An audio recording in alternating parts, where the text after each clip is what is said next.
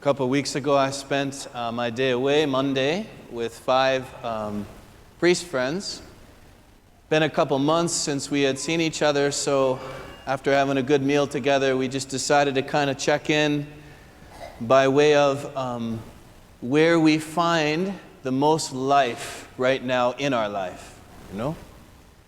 And something one of the priests shared with me has kind of stayed with me, but his began a couple months ago with almost you might say, a confession of sorts, an honest moment where the Lord just gently convicted him that he was making too many other people in his life responsible for his happiness or lack thereof. And so his prayer for the last 2 months is, she wrote this down, his prayer is, no one is able to bring me happiness except you, Jesus. And as he shared that, I felt like, wow, that's freeing. You mean, sure, I shouldn't expect certain things of certain people, and, you know, everyone has their pitfalls. You can always put it on this person or that person. No one is able to bring me happiness except you, Jesus.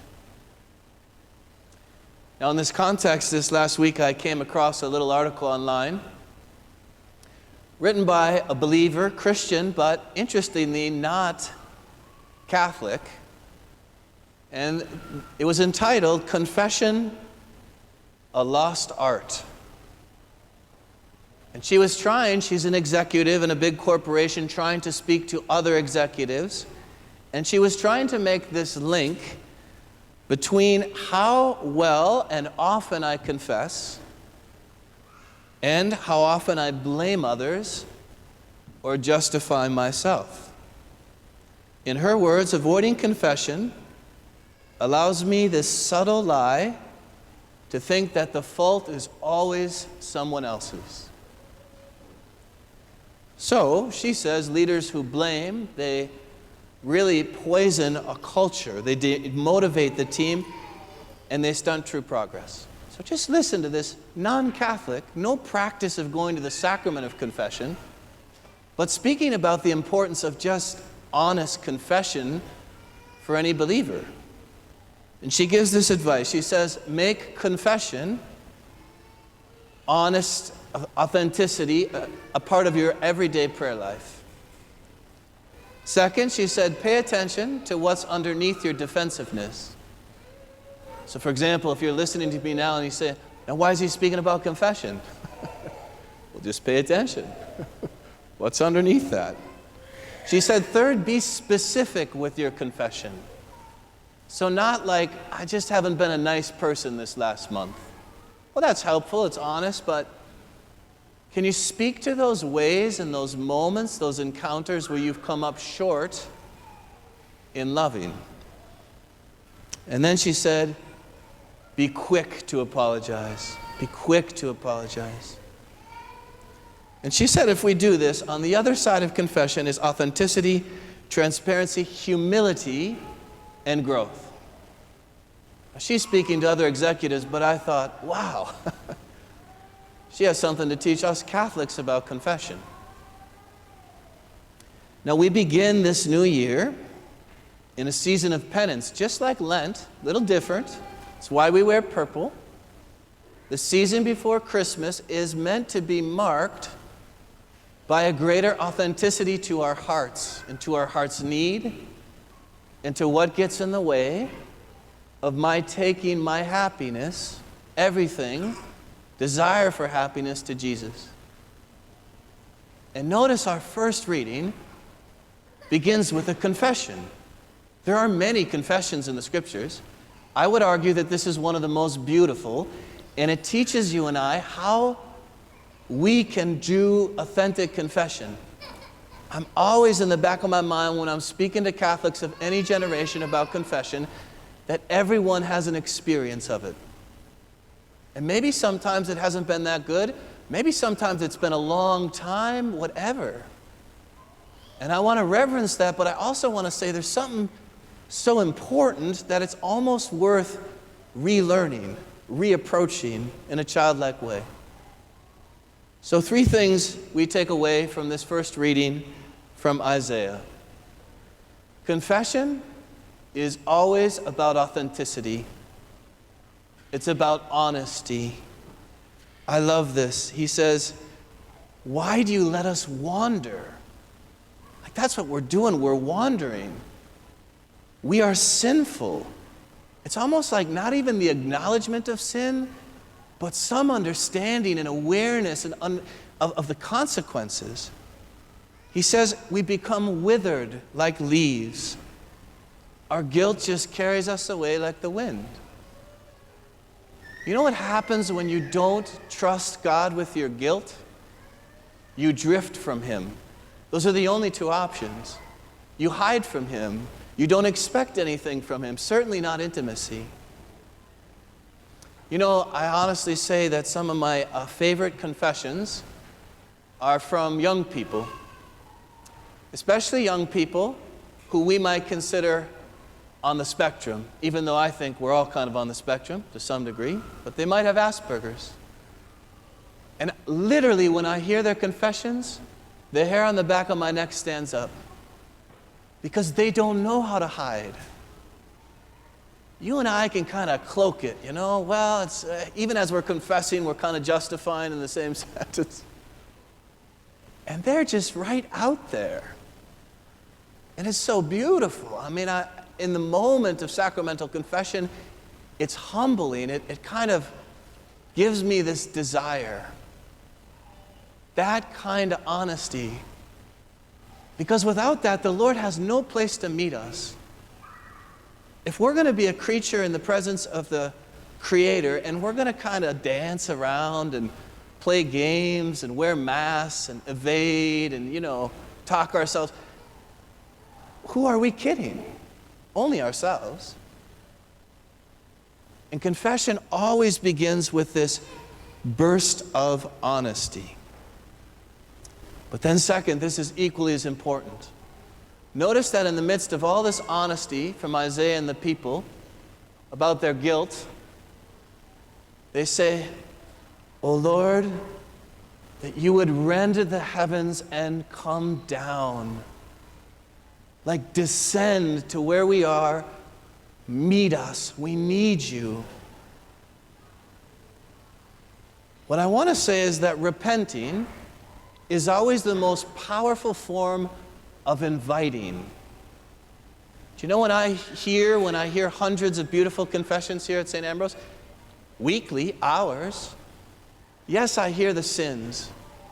But I've told you this before, sin is boring. There's nothing interesting about sin. There is only so many ways to sin. You know what's more fascinating when I'm listening to confessions?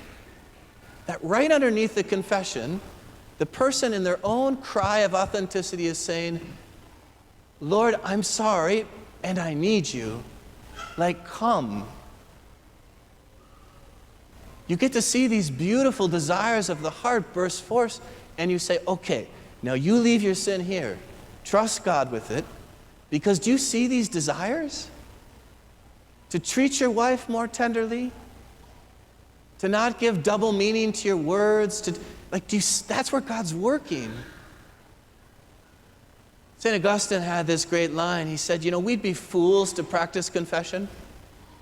Like just telling whoever the darkest, embarrassing, shameful secrets, unless we also confessed in faith who God is. What is your image of God? That when you come to confession, the whole exercise is He just wants you to grovel? He enjoys that? He does not. Come to me, all you who are burdened. Do you know in the Gospels, there's no indication that wherever Christ wasn't invited, He didn't go. Sinners, tax collectors, He went. He loved to be invited. When we repent, when we confess, we are saying, "Lord, that you would rend the heavens and come down." Some of you are my generation, but we didn't get to watch this show, but we are aware of it. Do you remember shows like Jerry Springer? Do you remember those shows? You couldn't take your eyes off it in a certain way. And what was it? It was like the ugliness of humanity that it needed to be confessed to someone, but there it was for the world to see, for gawkers. You actually watched the show and it made you sad. That's not what you and I practice with confession. Confession is relational. It's about restoring relationship with God. It's tremendously dignifying. It's ennobling. What does the father do in the prodigal son? He covers the son's nakedness with his own best robe. He puts the ring back on his finger. There's a celebration. Okay, third and final thing we learned from confession, from this beautiful confession. First Sunday of Advent, first scripture we heard, Isaiah. Notice what frames the confession. This is how he begins. You, Lord, are our Father, our Redeemer. You are named forever. And then after all this honesty of guilt, after this cry come, how does the confession end?